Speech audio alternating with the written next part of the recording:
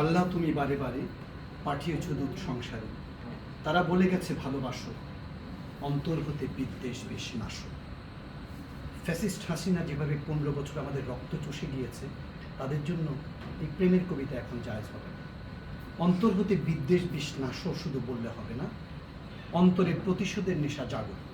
আর বাংলাদেশে যে জাগরণ এসছে ছাত্র আন্দোলনের মাধ্যমে, মুক্তভাবে কথা বলার প্ল্যাটফর্ম তৈরি হয়েছে, তার আগেও যারা বজ্রকণ্ঠে ফ্যাসিস্ট হাসিনার বিরুদ্ধে, ভারতীয় আগ্রাসনের বিরুদ্ধে কথা বলেছিলেন, আমরা ভারতবর্ষের আন্দোলন দেখিনি ইংরেজ বিরোধী, কিন্তু তখনও ভারতবর্ষের আন্দোলনে মুসলিম আলেম ওলামারা ভূমিকা রেখেছিলেন। কিন্তু আমরা নতুন প্রজন্ম দেখেছি, আমাদের মধ্যে আল্লাহ পাক বাংলাদেশে এখনও এমন আলেম রেখেছেন, ইসলামিক স্কলার রেখেছেন। He is not only expert in Quran, হাদিস, ইজমা, কিয়াস, উনি জাগতিক জ্ঞান সম্পর্ক ভালো জানেন। হাতে গোনা দু একজনের মধ্যে একজন হচ্ছেন ডক্টর আব্বাসী। আসসালামু আলাইকুম।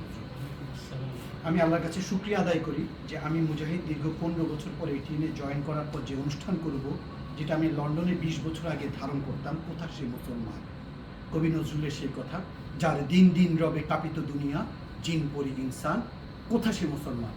ডক্টর আব্বাসী সাহেব, he is the only person ভারতের বিরুদ্ধে এভাবে বলেছিলেন, প্রয়োজনে বাংলাদেশের প্রত্যেকটা মাদ্রাসাকে আমরা ক্যান্টনমেন্ট গড়ে তুলব।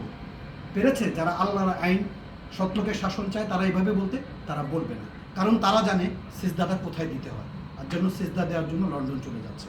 Doctor Abbasi, can you give me chance? আমরা লন্ডনে প্রতিদিন বাংলাদেশে একটা অনুষ্ঠান করতাম, আপনি প্রতিদিন কিছু বলবেন ইনশাআল্লাহ। আমরা পিনাকির শুধু মাসলা কেন না, আমাদের কাছে কি ডক্টর আব্বাস নেই?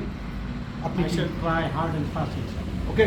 এবং আমি আমার ডক্টর সানুল্লাহ আজহারি ভাইকে বলছি, আপনি আমাদের প্রতিষ্ঠানে যখন যাবেন সেদিনের অনুষ্ঠানটা আমি কিন্তু দেখাবো।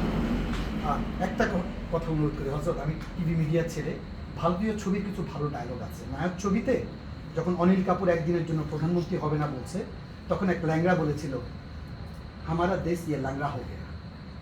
হযরত, আমাদের দেশ ল্যাংড়া হয়ে গিয়েছে। আমরা ভারতীয় আগ্রাসন, মার্কিন আগ্রাসন, রাশিয়া আগ্রাসন চাই না। আমরা মুসলিম শাহজালালের বংশধর, আমরা চাই আপনাদের মাধ্যমে জেগে উঠতে। Can you do for this us? For nation, for them? Inshallah. Jazakallah.